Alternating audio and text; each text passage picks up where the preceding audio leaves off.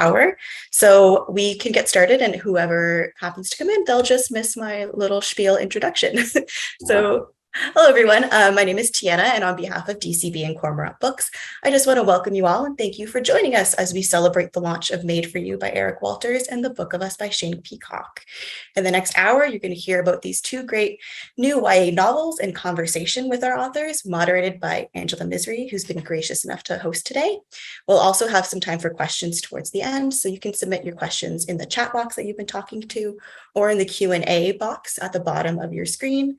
At the end, Angela will also be announcing the winners of our giveaways, which are 2 free author visits, one with Shane and one with Eric, and 2 book bundles that include all of the books we'll be talking about today.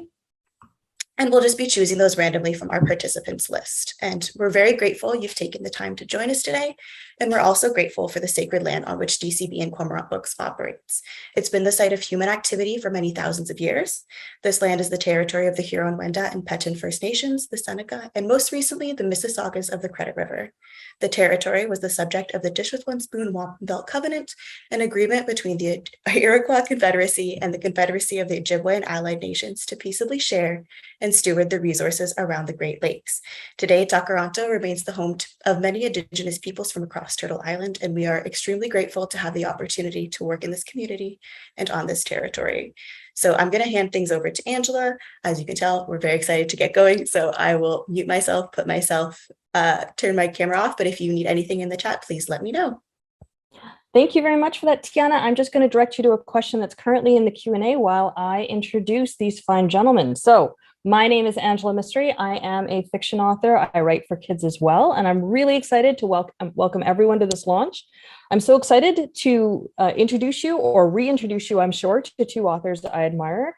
And just a reminder that we're watching the chat and the Q&A button for your questions, and that you can get copies of The Book of Us and Made for You through Tin Lids, and we're sharing that link right now in the chat. If you're like me, you're already collecting up your holiday gifts, and I've got copies for my niece and nephew in Princeton ready to roll. I suggest you get into that system, my friends, because you know what? Christmas is going to be upon you, and you're going to have holiday gifts. Now, let me tell you about my friends. So Shane Peacock is an author, playwright, journalist, and screenwriter, published in 20 languages in 18 countries. He's a 7-time winner of the Junior Library Guild of America selection, twice winner of the Arthur Ellis Award, and has been shortlisted for the Governor General's Award 3 times for the TD Canadian Children's Literature Award and the Marilyn Bale Picture Book Award. Goodness, that's a list. His young adult novels include the acclaimed Boy Sherlock Holmes series, which is how we know each other, fellow Sherlockians, the Dylan Maples Adventures, and the Dark Missions of Edgar Brim trilogy. Can you say hello to Shane? Hi, everybody. Eric Walters began writing in 1993 as a way to entice his grade 5 students into becoming more interested in reading and writing. I wonder how that worked out. Walters has now published 120 novels and picture books. Wow. His novels have become bestsellers, been translated into 16 languages, have won over 100 awards, including 8 Forrester Reading Awards and the 2020 Governor General's Literary Award.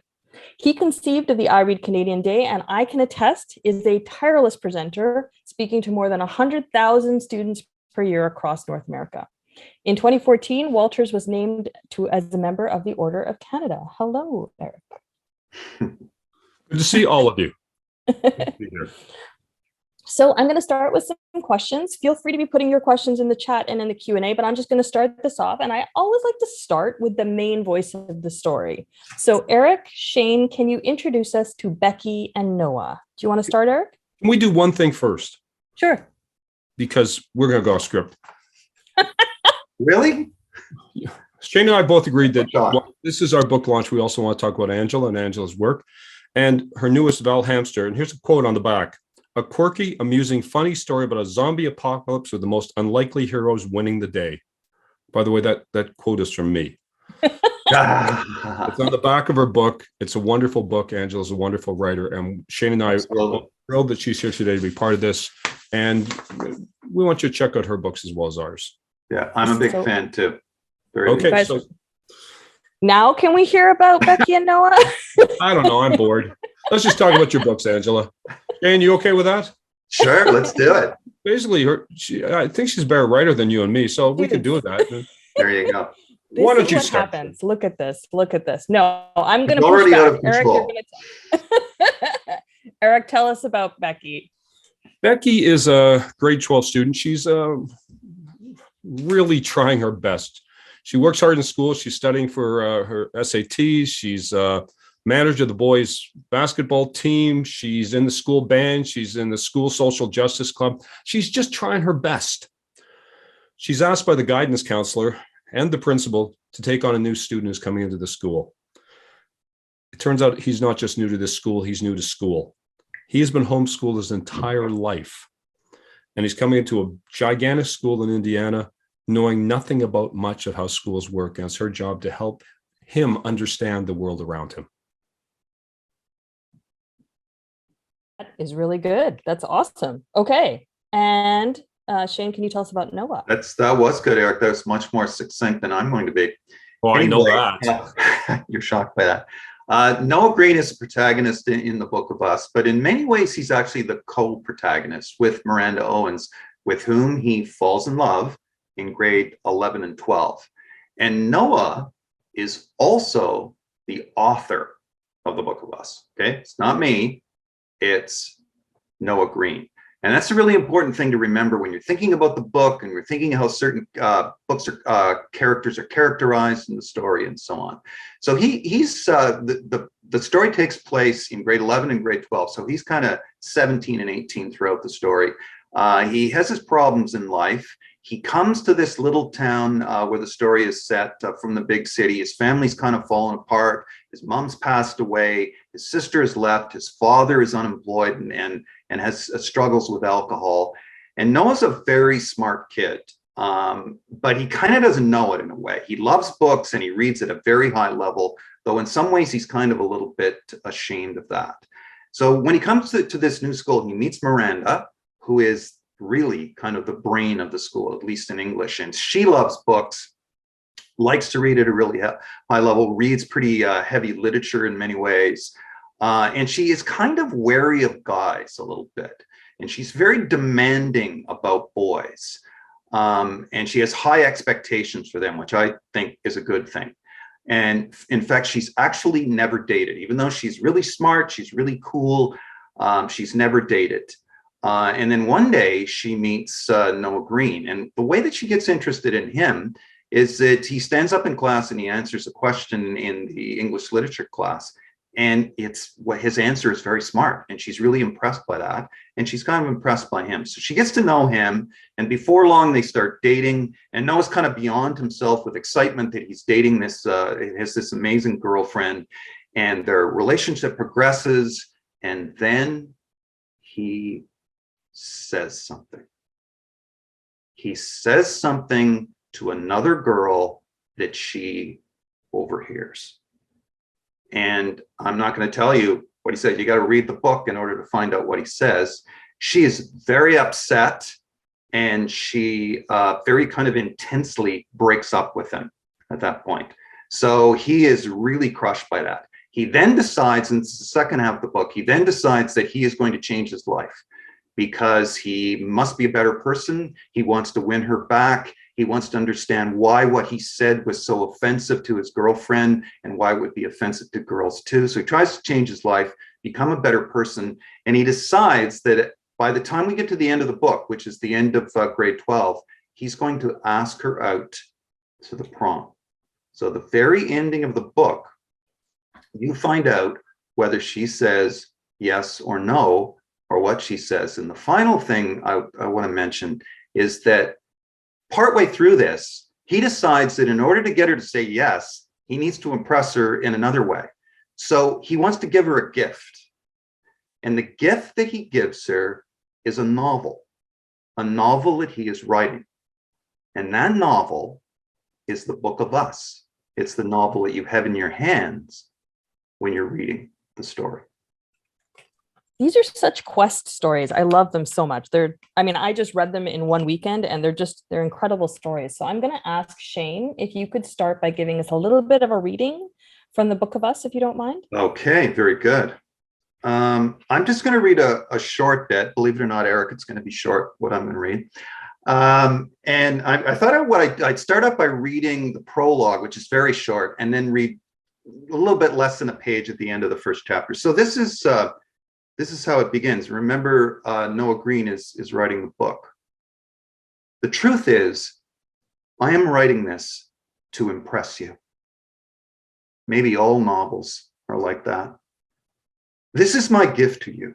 A story about two people who are no longer together because one of them made a big mistake. He will not give her up, though. Not ever. What follows is what really happened, right up until the ending, which is a mystery to me. You will create that part, and I will add it as the last chapter. Okay, and now I'm going to read a little bit just from the end of the first chapter. And in the very first chapter, he says this thing that is offensive to her and that she hears, and she breaks up with him, and they're actually at a beach, and she runs away. And he's very upset, and she's extremely upset, and he finally catches up to her. And when he catches up to her, this is what happens. He felt panic invade him. He dropped to his knees. I beg you, he said. I love you. Oh, please, she said. That is not possible. No one says what you said about a girl and loves her. You are a fraud. That's what you are to me, a fraud. You lied to me in the past and I ignored it. But now this, you had to be different, Noah. Different from other guys. You had to be. But it turns out you aren't. This time, she started to sprint. There wasn't a girl and only a few boys in the school who could catch Miranda Owens.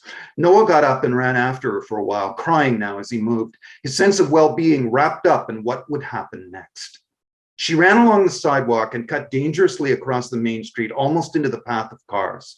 On the other side, ripping past pedestrians and familiar stores where they had shopped together, she glanced back a few times to see him chasing her.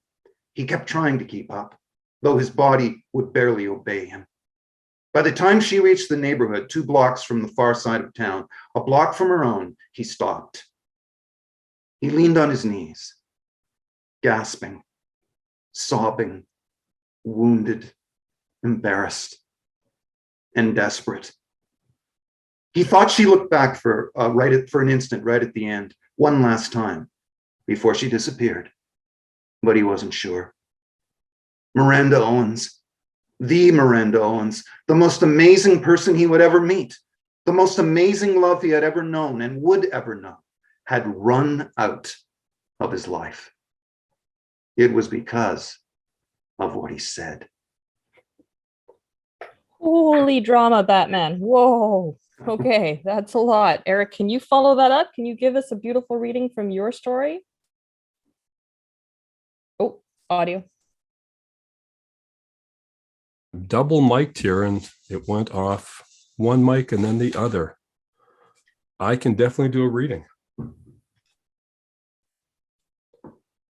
Okay, here we go. I haven't been completely honest with you. I understand. You'd never been allowed to be completely honest with me because some things are top secret. Not top secret, ultra secret. Ultra secret is 2 levels above top secret. There are only a few dozen people in the entire country of that level of clearance. People like the heads of certain government agencies, and of course, the president. The president of the United States? Yes, he would have been briefed on this project. Project, I don't understand. And you know the president? I've been told his knowledge of the project. He knows about me. He paused. It's you who doesn't know who I am. I know who you are. You know who I am, but you don't know what I am. I know you're super smart. It's because of research your parents are doing. That's only part of it. There are other techniques, procedures that can enhance human intelligence. We have an MRI scanner in the laboratory in our basement. Why would you have that? Because my brain has been scanned every week since I was born. But why would they do that? To keep a constant record of the structure of my brain and the changes within it. What sort of changes, I asked? Nodes and centers can enlarge or contract. Wiring can be altered. Neurons or neuron density can be magnified. And there was a loud crashing sound and I startled. Both Jean and I jumped off the bed. What was that? I asked. There was another sound. Was it fireworks? Why would there be fireworks? Especially because it sounded like it was coming from inside the house. Had something gone wrong in the laboratory? Were there other things beside an MRI scanner down there in the basement? There was another sharp crack. That sounded like gunfire, I said. You have to stay here. I didn't argue. Gene went to the door and threw it open. He rushed out and closed the door behind him, and I was alone. Whatever was happening was outside that door, down the stairs, and I heard the sound of heavy footfalls coming up the stairs. Suddenly, the door burst open, and Gene came back and slammed the door closed behind him. Get in the closet, Gene hissed. You have to hide. Get in the closet right now. Don't argue. Now. That's where I'll stop. Holy Excellent. drama, Batman. Both of you. My God. My God. I want to talk a little bit about secrets and lies.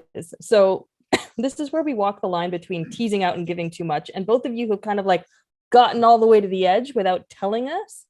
But what is the importance of like that inciting incident or that moment when everything starts to go wrong? Can you tell us a little bit about that? So you both actually led us to that in various ways. So Eric, can you tell us a little bit about that inciting incident when the truth is like trying to come out?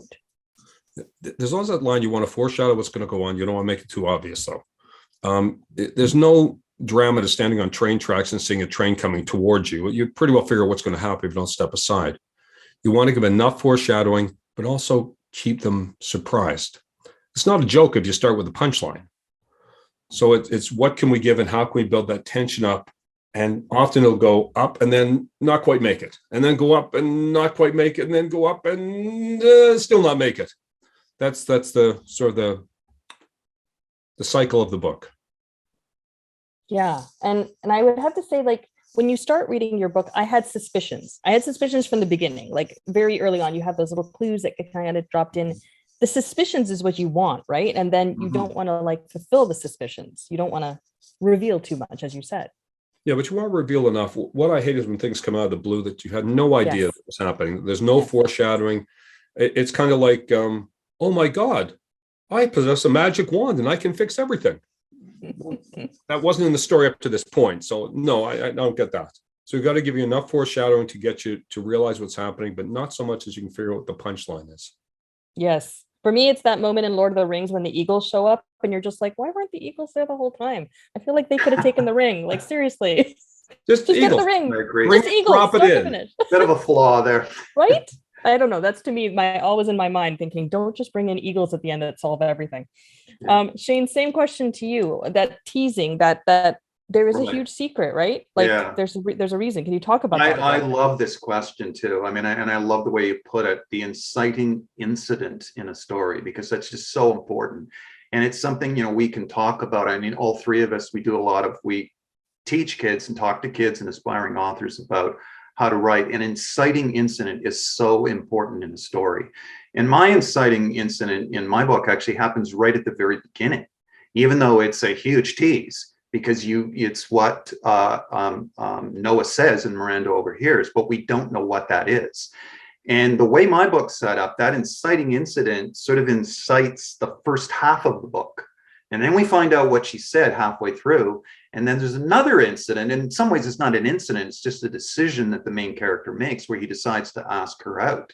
And so the second half of the book, you're trying to find out, okay, what was it? Or is she going to say yes, or is she going to say no? And it's interesting because many times when I talk to kids about writing and I do workshops and so on, and I know we all do workshops and we can do them for schools that are out there who are interested in us doing that. One of the things I like to talk about is how you start a story, because so many kids and aspiring authors, they get lots of great ideas, but it's really difficult to know how to start the story. And one of the things that I teach is it's an exercise that I talk about. And I say to them, take the most exciting part of your story and put it right at the very beginning. And don't give everything away, but put it right at the very beginning. And Angela, you and I writing a lot of mystery stories, we know that a lot of times in mystery stories, you actually see the murder happen right at the very beginning, but you don't see who did it. Maybe you see the murderer's hands or something like that. And this is exactly what I did in the Book of Us. So you have that inciting incident right away. And I think it's really important with an inciting incident that it works really well, both in terms of storytelling and in the meaning of the book. Because to me, a good book is a great story, okay, that entertains. But a great book is one that entertains, but also has something to say. So my inciting incident, I tried to create a thing that drives the story, okay? It also makes the reader want to read on, what happens next, which is so important in writing. But it also has a lot of meaning in it and subtext in it. In my story about how boys interact with girls and how they should or should not treat girls. And of course, I want to say too, I'm not setting myself up as some sort of a spokesman for that.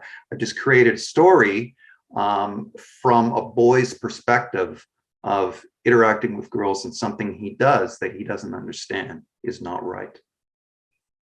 Yeah. It's really interesting because both as a writer of fiction and also as a journalism prof, I'm basically always saying the same thing. Drag that lead up to the top. It's the same concept. Yeah. It's like the most powerful piece of information. And I've written stories that start way too late. And I have a really good habit of looking for my lead and pulling that up to the front and dropping all the other stuff. Because that the inciting incident, when something happens, that's when you should start your story. Right. So I completely agree. Yeah. So, sorry, did you have something else? Okay. No. Now, this is a question I stress about a lot when I'm writing for the younger humans. And coincidentally, I discovered in my research that you were both born the same year. So how do you capture that? Shane is older. Shane is older. He always says this, whatever I say. Yes, I'm a little bit older, but I look much younger. Here we go. This is starting.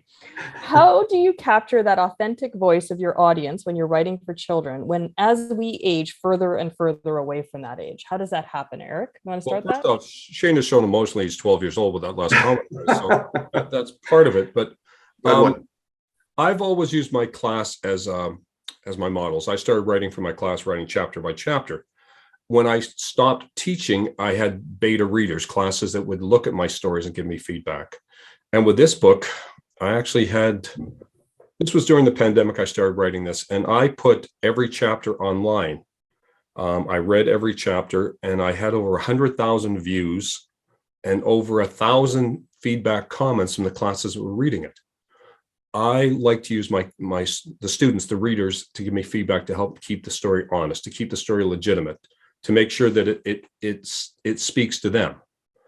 It's important to use your audience and to remember, we're not writing for adults, we're writing for young people.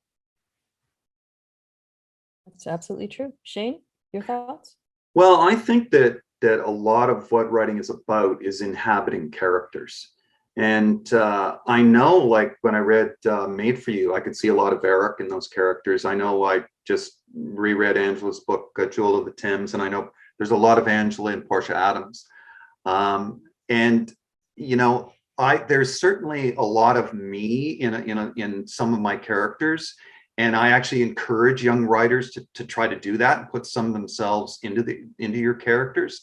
But your characters are never really you, okay? They can't be. It's fiction, okay?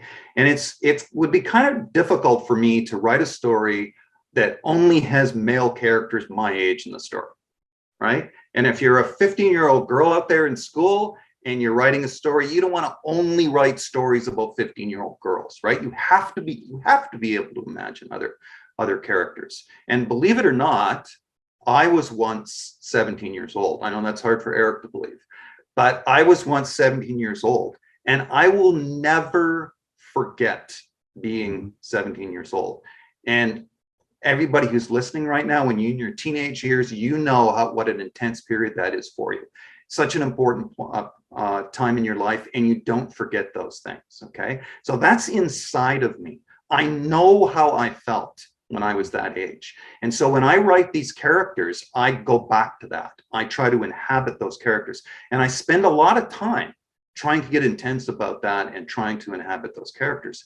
And I also know what it was like to fall in love for the first time, okay? And there may be kids listening to us today who are in high school who are experiencing that. And it is really an electric time in your life. And that's one of the things that happens in the Book of Us. And one of the things you do is you kind of idolize, the person that you fall in love with. And that happens a little bit in the Book of Us. I mean, Noah just thinks that this girl is amazing, even though there are some indications that she isn't perfect, So I remember that, falling in love for the first time. And it's not just something that's kind of, distant to me or something. It's in my soul. Okay. And that's something that I need to write about, and that we all need to write about. So I really try very hard to be my character. I really get intense about that. And one of the ways I do that is I read my characters, I read my books out loud a lot.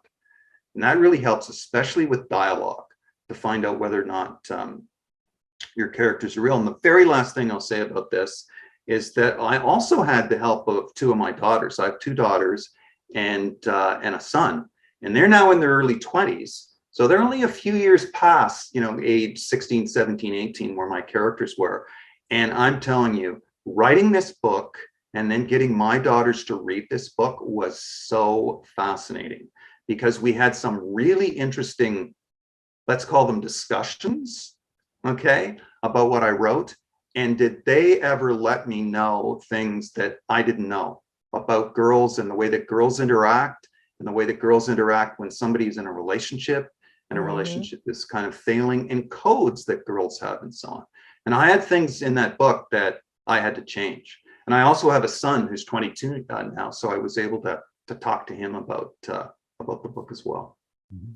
I can't believe they gave away our codes. They gave away our codes?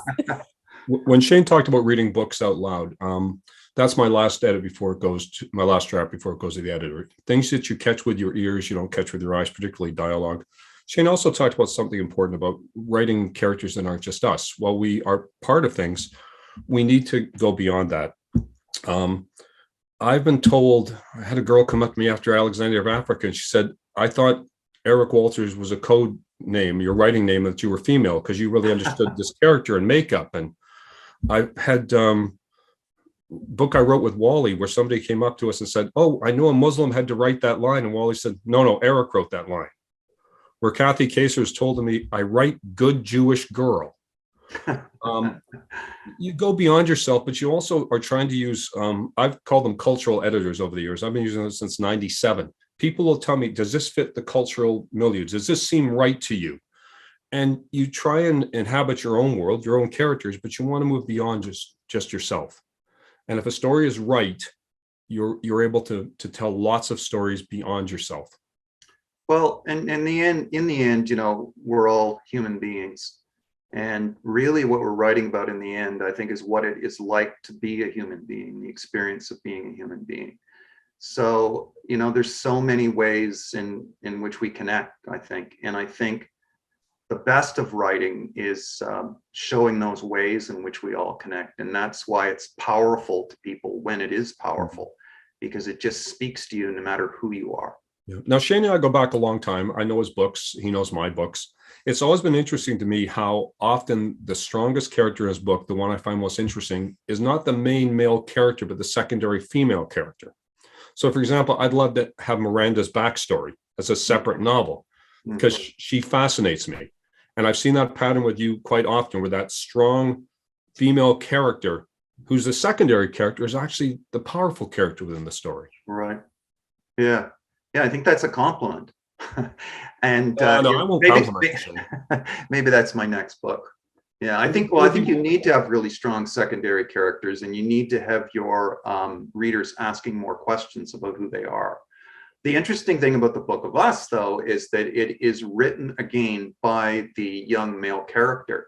And one of the things that he's dealing with, probably the most important thing he's dealing with, is what he learns, I guess, is the fact that all human beings are almost by definition selfish to a degree. We're self-centered. And so one of the things, and you have to try to get out of that as much as you possibly can, and understand how your words hurt other people, and how there are other people around you, and other people are human beings and so on. And it's not just kind of all about you. So it's an interesting kind of and I agree with that, Shane, but I disagree with that as well. If it's all about you, wouldn't you sacrifice your life instantly for your wife or kids? Yeah, you would, but I'm just saying that you see things. You see things from your perspective. Definitely our perspective is what we have. There's nothing that happens in the world that in some ways you're kind of in a sense not the center of, because you're always viewing that. And that's kind of, the Book of Us is kind of about that to some degree. And it's interesting because it's written by him. So it is his point of view. So you're always getting his point of view, but he's thinking about the fact that should it always be, I have to try to see other people's points of view. And, we all, many of us think, that maybe we're not that selfish and so on. And hopefully most of us aren't particularly selfish, but we all need to try to not be selfish and be aware of the fact that we see things from our own perspective all the time. And when it comes to dating and so on, that becomes an even bigger issue. It's true. In journalism, we talk about everyone having their own agenda and everyone having a bias. And even the journalists who are reporting need to be thinking about that. So I'm going to go to some of these questions because they're really good and some of them are better than the questions I had. So I'm going to use them. No. Yes. Oh my gosh. So one question, somebody wants to know what's on Eric's rug. What's on the mug. Mug. Mug. A bear. Oh, it's a bear. That's what it is. Yes, I thought it was So you're going to say a As a smile. drink. What's on your mug? A smile. All right. Mug. Miss Patterson's class, it is a What's the- bear.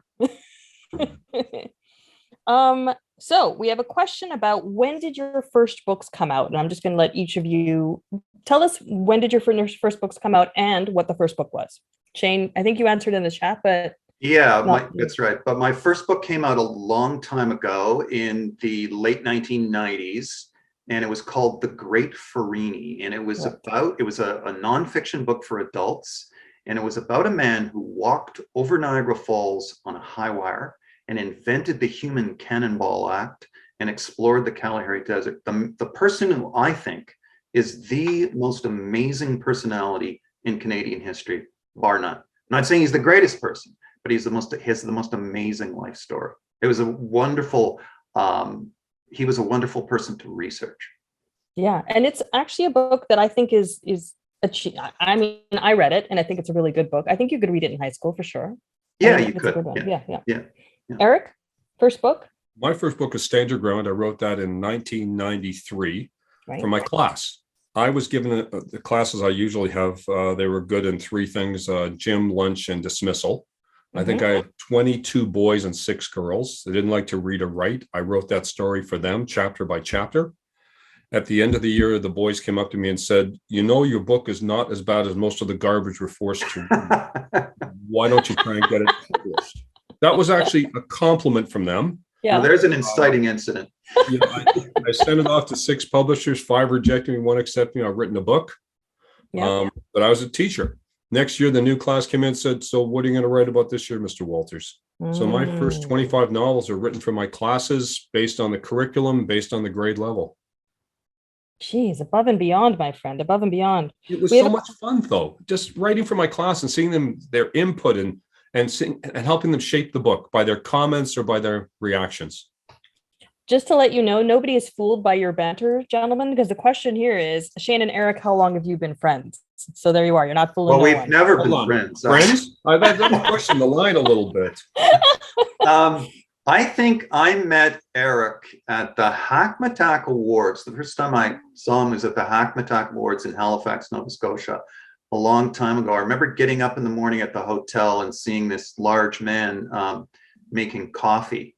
And we talked a little bit then, but it wasn't until later that we really got to know each other. We used to end up going to a lot of events for authors and gravitating towards each other afterwards and talking about hockey and basketball and that sort of thing. And it's interesting because I think Eric and I are very different people in many ways, and we write very different kinds of stories. And yet I think we connect in the ways that are most important in life and as writers. Well, I should correct one thing. I grew up in Toronto, so not having a professional hockey team has influenced me terribly to not like hockey as much as basketball. The last night's game was an example. Yeah, let's not talk about last night. Oh, God, we can't talk about last night. Nope. I conceded to the 7th series. I was able to choose the writers in it. And Shane and John both say I called them first. John Wilson. John Wilson. The answer is probably they're both wrong. But I did want them in this stories. I like them as people. I like them as writers. And Shane and I have been friends probably now for over 20 years. Yeah. Amazing. Okay, this is a really tough question, but like 6 people have asked it. I'm not going to answer it. I refuse to answer this question. You 2 have to answer it. What is your favorite book you've ever written? It's hard.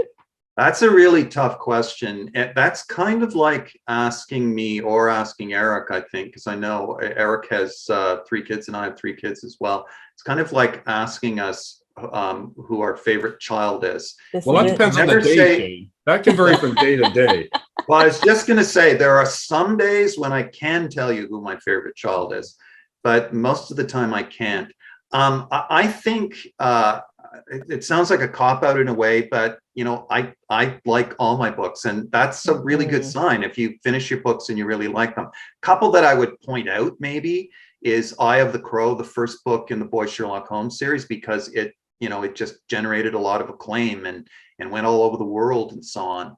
And I really enjoyed writing it. But I also enjoy, I like taking chances. Almost everything that I write, I try to do something different. The Dark Missions of Edgar Brim is a horror series.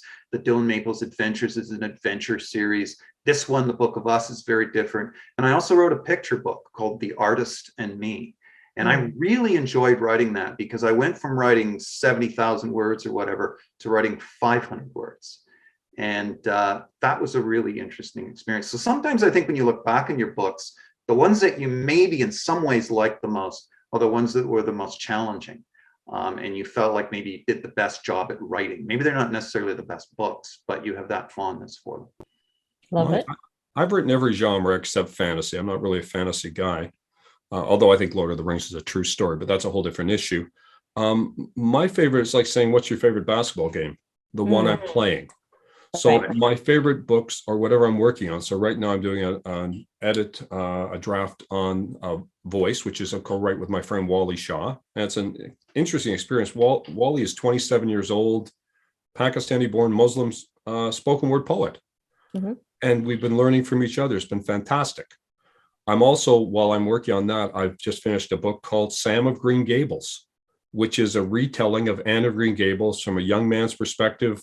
It's contemporary, and it's actually a homage to probably the greatest Canadian children's book ever done, Anne of Green Gables. It's been fascinating to me to do that. So those are the ones I'm most happy with right now because those are the ones I'm doing. Yeah, I think you're right, Eric. I would agree with that. The ones that you're working on are the ones that are definitely the most important to you. I'm right now I'm working on a novel for adults, which is going to be published by Cormorant Books. And it's coming out, I think, in the spring of 2024. And it's kind of a dark crime novel set in Southern Ontario. And there's a way in which I've always been, I think, a little bit of a YA writer kind of, or an adult writer kind of dressed up in YA clothes in some ways. I mean, I think I always write in a way for kids as well as adults. So I'm doing that. And then I'm also writing a YA book that is set in an imagined past. And it's set in a place called the Empire of America. And it deals with entertainment. It deals with this, it kind of goes back to the great Farini. It deals with this traveling troupe of these very strange, weird individuals who are going across the Empire of America presenting acts that they've put together. It's interesting. The book I'm going to be writing after the ones I'm writing is called Crime Line. And it's about, I've written 45 pages. It's about a children's writer who writes about an international assassin. It turns out this children's writer is an international assassin. Is it close to home, Eric? Or yeah, exactly. I may be giving too much information. I might have to kill you. But it's been fascinating how much I know about killing people. It's just on the top of my head. I know things. I think Shane will agree that as mystery writers, our Google should never be representative of anything held against us by CSIS or the RCMP. Because no, that's right. Yeah, you do think about that, don't you? The scary part is I haven't had to look these things up. I just know them. That's the amount I know about poisons is not good. That's good. You're not saying that publicly, Eric. So a lot of questions here about inspiration. What inspired you to write these books? What inspired you to become a writer? Any thoughts on that, gentlemen?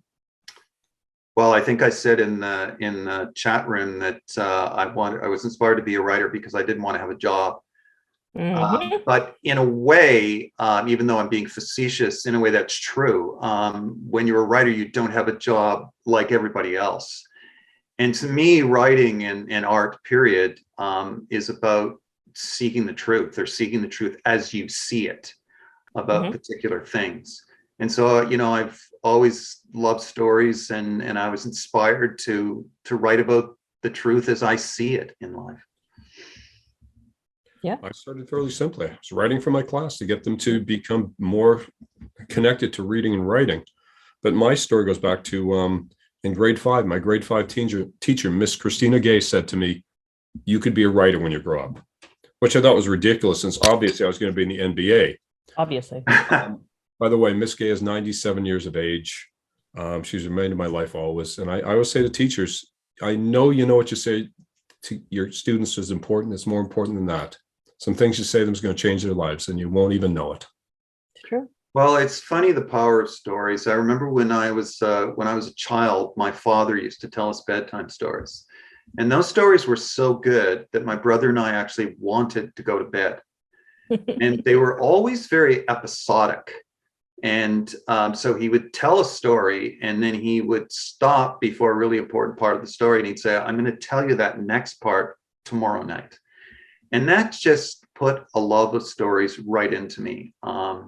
And I've had it ever since. I think ever since I was a little boy, for that reason. That ability to create as well. When I was writing basketball books, the series, to enter into my basketball tournament, I was running a tournament.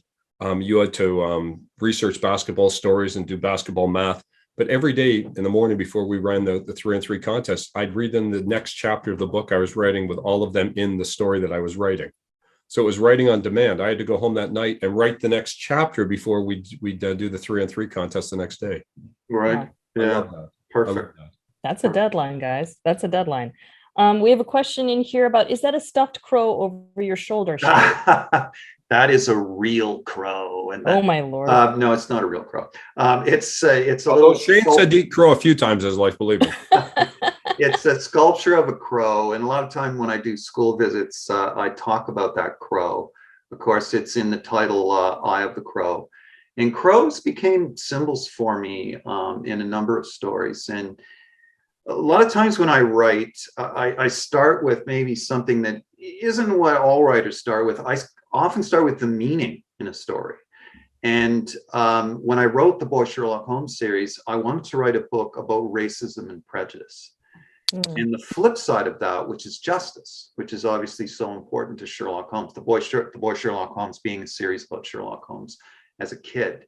And the crows in the story are a symbol of racism and prejudice. And when you look at the title, Eye of the Crow, in my story, Sherlock Holmes is half Jewish.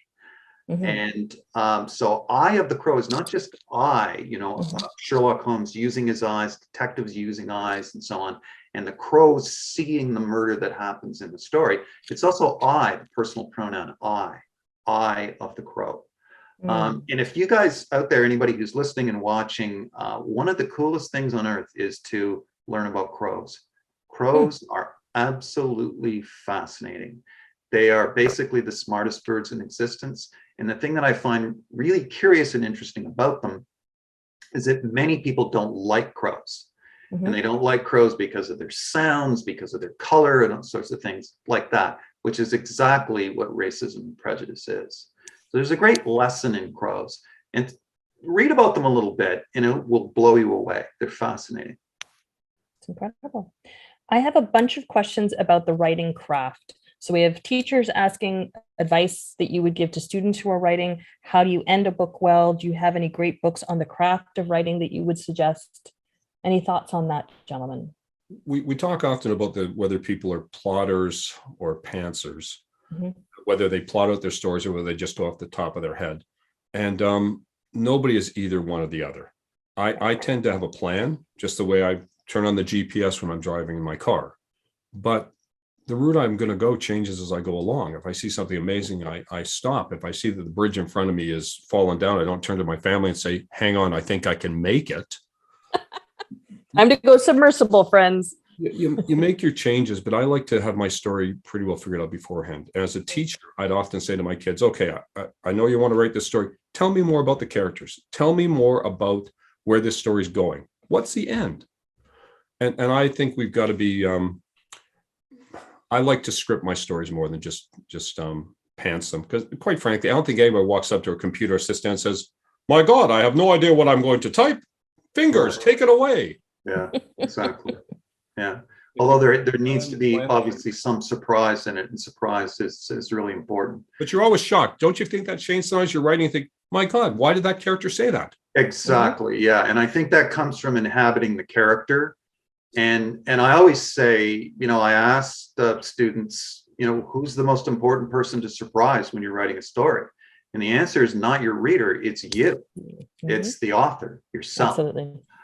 So when I write, I talked about it a little bit beforehand. I think a lot about what really matters to me. Okay. And one of the things that I try to impress upon kids when they're writing is that that's what they need to do. And I'm sometimes a little bit impolite when I'm in classrooms. I go around and I point right at kids, right at their foreheads. And I say to them, you need to write about what matters to you. Okay. And then you work from that. And then you put things into your story to flesh the story out that you really care about and that you're really interested in. So when I wrote The Boy Sherlock Holmes, I wanted to write about racism, prejudice, and justice, but I loved 19th century England and I liked crows and all of those things. So I put all of those things together to make the story work. Shane talks about writing what you want. As a teacher, I'd never say to people, okay, ever write what you did on vacation? I'd always say to kids, here's the assignment. It can be from 2 pages to 200 pages. The genre is yours to do. I'm going to check it as I go through it if it's a long story. What interests you?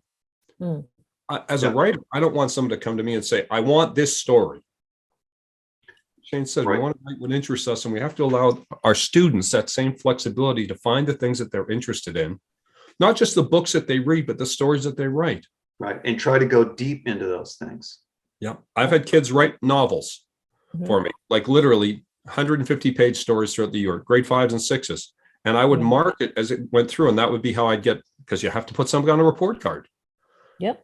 But I'd let them explore and find what interested them. Let your kids write what they're interested in. You'll be amazed how much they'll get into it. But I think, Angela, you're also asking about, our schedule, like how we write and so on. Yes. I mean, I try to write every day, and I write in the mornings and afternoons. Some people actually write at night. I try to get something done every day. And what I do when I start is I reread out loud what I read the day before. And I try to get right into that. And so that and I've used this word before, I'm inhabiting the characters and inhabiting the story. And so I reread it and I get myself up to this almost like emotional frenzy where I'm right into the story, and so that I can start writing the next part.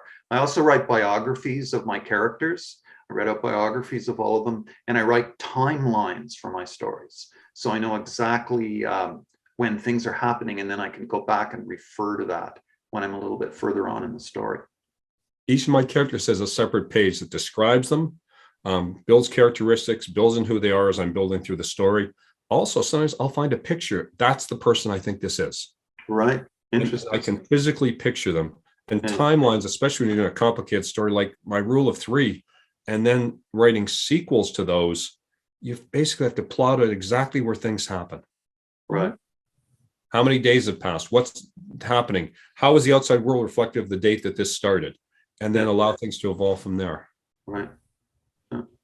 There are there's 25 questions left, but I definitely want to get to 2 things that we promised at the beginning here. So 2 high schools that have won some giveaways.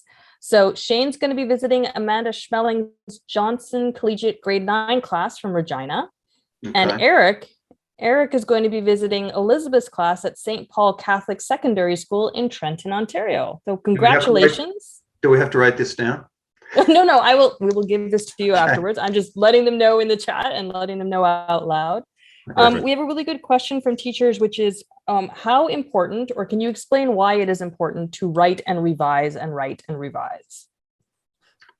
It's so important. I mean, you don't really write stories, you rewrite stories. And, I kid a lot of kids when I travel around the country and talk to them. I say to them, do you guys know that I've actually gone to a school where kids have told me that they've written their story just once and then handed it to their teacher? Can you believe that? And of course, most of the kids are looking at me with their eyes huge because all of them do that. if you write your story even twice, you're going to find out how much better it gets. And really, essentially, I know that Angela and Eric and I rewrite our stories hundreds of times. That's what it comes down to in the end. We're rewriting as we're going along all the time. And that is what makes a story truly great, is the rewriting of the story. Well, you think about the greatest writer in the world, and Shane, it's not you. It's William Shakespeare. Think about Shakespeare sitting in the back and his play is being put on in front, and he's watching the audience react to different lines, and he's changing the lines. Yes. And then the next time, that funny line wasn't funny, or this drama wasn't there, and he's reading his audience all the time. So he probably rewrote those amazing stories 100 times. Yeah. The process of rereading and reworking and rewriting makes them better, which is a problem if you ever read your book after it's been published and you think, oh, I would have done this slightly different. Oh, that should have been a should. Yep. You can always make them better. The question becomes, so you go to the law of diminishing returns. A story that you write once isn't going to be as good as a story you write 5 times. The story you write 7 times is slightly better than the one you do 5 times, and the one you do 150 times is just never going to get published. Yeah. At some point, you make a decision. This is 99% perfect. Let's run with it. Yeah. William Faulkner, the great American writer, said that a truly great book is a glorious failure. And that's true. I mean, it's never entirely what you want it to be, but hopefully it gets really close. Mm-hmm. Someone told me when I started writing that my 10th book would be better than my first book. And I remember thinking, what are they talking about? My first book's awesome, but they're completely right. I'm on my 8th book now. I really wish I could rewrite my first book because there's so much I've learned between the first book and the 7th book that literally could not have been learned unless I'd written 7 books. Like that's how you would gain it. So 2 from now, that's going to be the best one. Till the 11th. It's just a question of becoming a better writer. It's a question of becoming a better person. Yeah. That you evolve as you grow, as you move, as you experience life. And there's things that you learn. And a lot of what you learn is humility and understanding and insights into people and insights into yourself.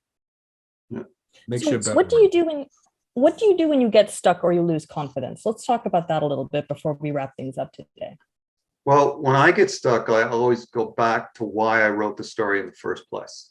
What drove me, what excited me, and what the inciting incident was, again, because in that is a well of emotion and meaning. And I also go back to the characters that I'm creating. And Eric was talking about this too. You need to try to make your characters real. And so you can literally ask your characters what they want to do. But it's interesting. I went to see a great writer, British writer, Martin Amis, one time speaking, and he talked about that. And he said that sometimes it's the opposite of what you think you should do. He said when he was younger and he would get stuck on something, he would, he was so upset and he tries so hard to get into it. And he said now what he does is he gets up and he walks the dog. Yeah. He comes back and the story works a lot better. So for the students out there who are working on their stories, think about all of those things. Go back to why you wrote the story, try to have your characters real, but also sometimes maybe you're trying too hard. Maybe you can just take a break and go back and read it again, read it out loud, and you'll maybe see where it can go. Love that. Sometimes my characters are more real to me than the people around me, which can be a little strange. I do, because I plot so much, I have a pretty good idea where things are going. But if I get stuck, I will either write through it, and some of that stuff isn't going to be good, or I go on the Peloton bike, or I go for a run, or I spend time with a dog. What I also find an incredible technique is I never end my writing at the end of a chapter. I always write slightly into the next chapter. It can be a paragraph, it can be a page, and I go to sleep with that chapter opened up in my head. And I find quite often I wake up the next morning and the chapter has written itself during the night. I sometimes think that I don't dream dreams, I dream stories. Yeah. And my wife will joke around that I write in my sleep. And sometimes I guess I do. You let your subconscious take over. But another thing that I think will really help students out there who are maybe struggling with a story is what Eric talked about, really, is that try to plan your story. And, you know, when you get to be a professional writer and you've done it for a long time, you can maybe diverge a bit from that and not plan as much. But I think when you're a younger writer, it's important to do that. And one of the reasons you get stuck is that you haven't planned it out enough. Okay. So you get an idea, and I know what this is like. You get an idea and you think it's so great and you're so excited about it. And so you run and you sit down, you start to write, and it runs out of energy. Right? Yes. So when you get that idea, you have to resist trying to sit down and write the whole story through right away. Just put that idea in your head and think about it. Maybe go to your laptop and write some things about that idea and try to deepen that idea and try to deepen the characters and get all that working. And that'll help you not get stuck later on. When I have the ideas, I'm a sticky note person. I just start sticky noting things all over my wall. Like, you know, this character does this. This is how the murder happened. Like I'll just start and then I will put that together into a story. I completely agree. I'm not a sticky note person. I'm an intensive book, write ideas, write down chapters bit by bit, write down characters. This is all the book for the voice. And I love that planning, creating my characters and having them talk and speak to me, because they are real. They're as real as I said, they're more real than the people around me sometimes. I don't know if either of you have ever seen that very famous painting of Charles Dickens, the great 19th century English writer, who's sitting at his desk and all his characters are flying around in the air above him as he sits there. Yeah. I often think about that when I'm writing and I think of characters. Sometimes they're not flying around me. Sometimes on my wall, I will put the posters of the people there. I put my chapter. I'll be watching a YouTube clip of a Lancaster plane taking off on one screen while I'm writing on the other screen. I love to be able to immerse myself. I jokingly say I'm a method writer. So whether it's climbing Kilimanjaro to right between heaven and earth, or walking halfway across Kenya for walking home, or walking the Sahara Desert, having tigers in my backyard. Those things inspire my writing and inspire me to create. When I was writing about high wire walkers for the Great Farini, I learned how to walk on a high wire. And I actually, one of my best friends at the time was the greatest high wire walker in the world. He used to walk 400 or 500 meters in the air. And I used to get on his high wire with him. I even got on the edge of some of his high wires. So when I wrote the Great Farini, I actually knew what it was like to be on a high wire. Shane and I stood on the top of a building with this gentleman, Jay Cochran, the top of this tower in Niagara Falls, and watched him walk across to the Skylon Tower on a slope. You want to talk about your knees buckling? Just watching him was unbelievable. Yeah, that's right. I remember I took Eric to meet him. That was the first time I've ever seen Eric afraid. Yeah. Well, walking 500 meters above the ground is a cause for intense. Yeah. All right. Well, I'm going to wrap things up. I'm going to thank everyone for joining us. I'm going to thank DCB and Tiana for hosting us here. And all of you who are looking for copies of these fantastic books, they are available through Tin Lids. I just put the link into the chat again. And if anyone wants to book anyone for school viewings or school visits, you can either go through Tiana or straight through Shane or Eric, both of whom have websites. Shane, can you just tell us your website really quickly? ShanePeacock.ca. And Eric? Yeah. EricWalters.net. Shockingly, those are the two websites, and you can find out how to book these wonderful authors. And thank you. Just it was amazing to talk to both of you about this. This was a gift. Really excited. Thank you, Angela. Yeah. Thanks, guys. Thank you very much. Yeah. Thanks, everybody. Take care.